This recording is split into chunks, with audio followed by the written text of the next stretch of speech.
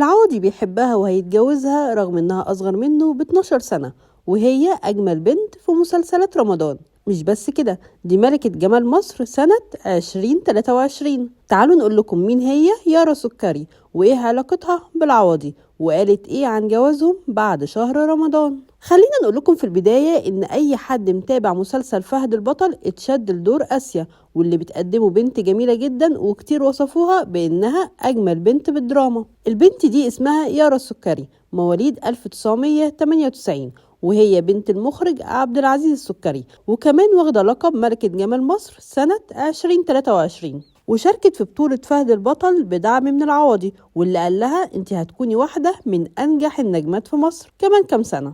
بس ايه حكاية جوازهم؟ كلام كتير انتشر ان دي عروسة العوضي الحقيقية اللي وقع في حبها من أول نظرة. بس يارا قررت تكشف الحقيقة، وقالت أنا والعوضي لما بنسمع